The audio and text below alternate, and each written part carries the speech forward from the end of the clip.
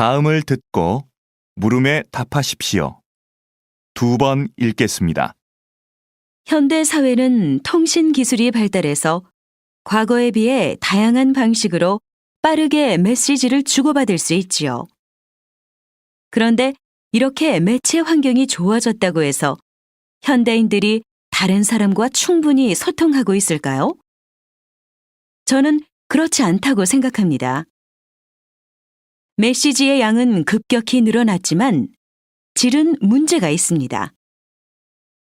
휴대전화에 몇천 개의 전화번호가 저장되어 있고 수첩에 일정이 빽빽해도 막상 대화가 필요할 때 언제든지 편하게 연락할 수 있는 사람이 있느냐는 것이지요. 진정한 소통이 없다 보니 소통할 수 있는 기회는 많아졌지만 오히려 소통에 대한 갈망은 더 커지는 것 같습니다. 다시 들으십시오.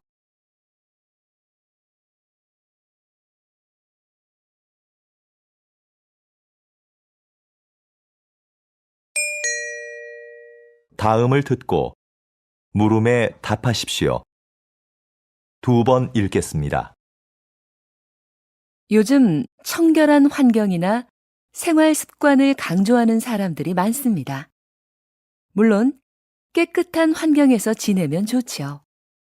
그런데 과연 좋은 점만 있을까요? 지나치게 깨끗해진 환경 때문에 오히려 세균에 대한 면역력을 잃어버리기 쉽지요. 우리 몸은 적당한 세균에 노출되어야 면역력이 길러지는데요. 일례로 태어난 지 2년 이내에 항균요법을 받은 아이들은 그렇지 않은 아이에 비해 피부병 발병률이 6배 높았다는 연구가 있습니다. 어렸을 때 적당히 먼지를 접촉해야 알레르기를 막아주는 면역력이 생긴다는 거죠. 청결도 중요하지만 조금은 지저분한 곳이 있어도 괜찮은 겁니다.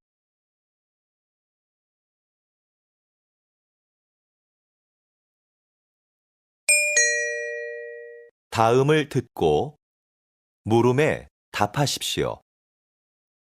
2번 읽겠습니다. 여러분, 물이 끓는 과정을 한번 생각해 볼까요? 물은 끓기 전까지는 변화가 없죠. 99도까지는 에너지를 품고 있다가 99도에서 100도가 되는 순간에 에너지를 내며 끓기 시작합니다. 바로 그 순간이 없다면 변화는 기대하기 힘들게 되는 거죠. 우리의 인생도 마찬가지 아닐까요? 저와 여러분의 인생은 성공과 실패의 가능성을 모두 가지고 있습니다. 하지만 변화가 일어날 수 있는 마지막 그 순간에 결정적인 힘을 발휘하는 사람은 성공을, 그렇지 못한 사람은 실패를 맛보게 되는 거죠. 여러분, 1%의 힘을 발휘하는 연습을 해보십시오. 성공은 여러분의 것입니다.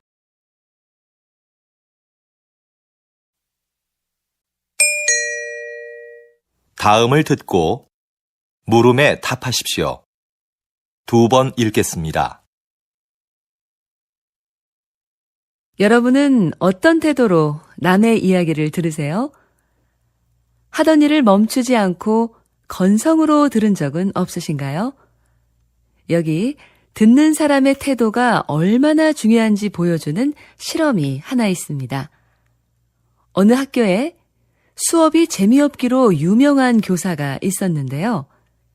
한 심리학자가 그 교사에게 알리지 않고 수업을 듣는 학생들에게만 몇 가지 행동을 하도록 지시했습니다. 첫째, 교사의 말에 주의를 집중하면서 경청할 것. 둘째, 얼굴에 미소를 띠면서 고개를 끄덕여 줄 것. 셋째, 가끔 수업 내용과 관계 있는 질문입니다.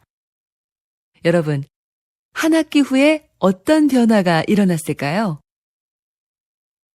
교사의 수업 태도는 눈에 띄게 달라졌습니다. 다양한 교수 방법을 활용하여 재미있는 수업을 만들기 시작한 겁니다.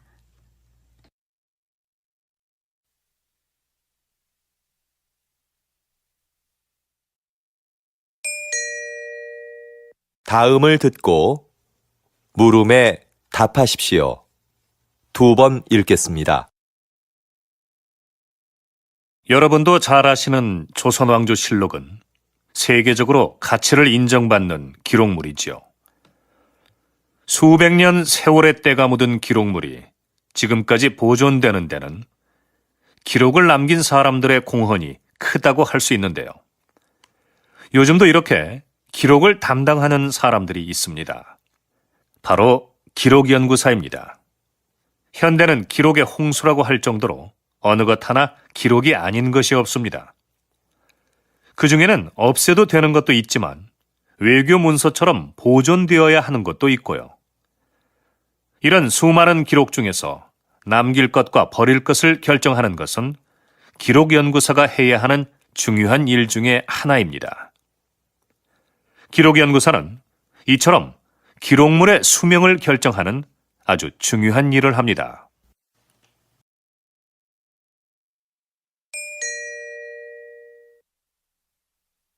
다음을 듣고 물음에 답하십시오.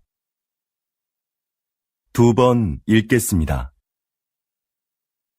제 고향에 소목이라고 부르는 곳이 있습니다. 좀 독특한 지명이죠? 지형이 소가 누워있는 형상인데 소의 목 부분에 있는 마을이라고 해서 그렇게 불린다고 하네요. 이렇게 지명을 들여다보면 그 마을의 특징을 알 수 있는 경우가 있습니다. 동네 뒷산에 토끼가 많이 산다고 해서 토끼실이라 불리는 곳도 있습니다. 땅끝 마을은 우리나라의 육지 중 가장 남쪽 끝에 있는 마을이라서 붙여진 이름이고요. 그럼 두물머리라는 지명은 왜 나온 것일까요? 네, 그렇습니다. 그곳은 한강의 두 물길이 하나로 만나는 곳에 위치한 마을이라서 그렇게 불립니다.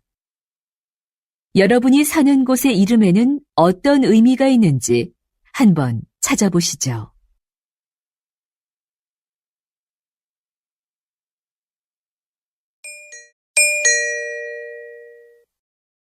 다음을 듣고 물음에 답하십시오. 2번 읽겠습니다. 우주식품은 어떻게 만들까요? 우주식품은 장기 보관을 위해 식품 내 미생물을 완전히 없애고 얼린 후 건조시켜 만듭니다. 그리고 무중력 공간인 우주선에서는 음식에 국물이나 가루가 떠다니다 기계에 고장을 일으킬 수 있어 이런 종류는 되도록 피합니다. 우주에서 오래 활동하면 뼈와 근육이 약해지니까 칼슘과 칼륨이 들어있는 식품을 꼭 포함하고요. 우주에서는 미각과 후각이 둔해져 맛을 잘 느끼지 못하기 때문에 음식을 더 자극적으로 만듭니다.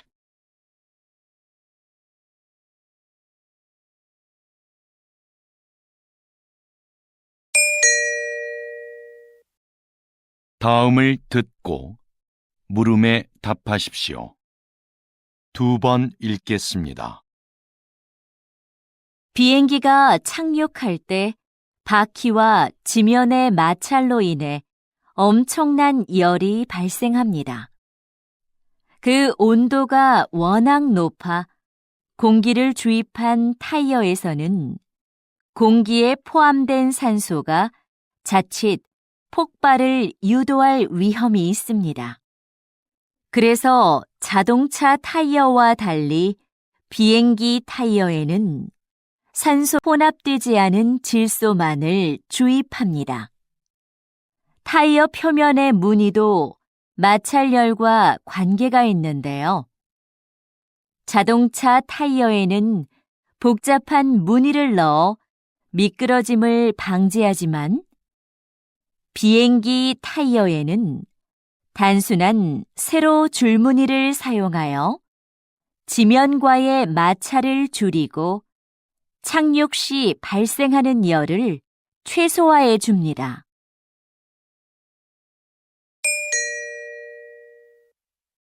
다음을 듣고 물음에 답하십시오. 2번 읽겠습니다. 이것은 옷이나 가방에서 볼 수 있는 지퍼가 처음 만들어졌을 때의 모습입니다. 지금과 달리 모양이 복잡했고 고장도 잦았죠. 그래서 처음 발명된 19세기 후반에는 시장의 주목을 받지 못했습니다. 그러다가 20세기 초에 오늘날과 같이 형태가 바뀌고 기능도 개선되는데요. 지퍼를 단 지갑이 선원들에게 인기를 끌면서 지퍼가 알려지기 시작했습니다. 흔들리는 배에서도 동전을 잘 보관할 수 있었기 때문이죠. 이후 지퍼 달린 장화가 깔끔한 디자인과 편리함을 앞세워 큰 성공을 거두면서 전 세계로 지퍼가 퍼지게 되었습니다.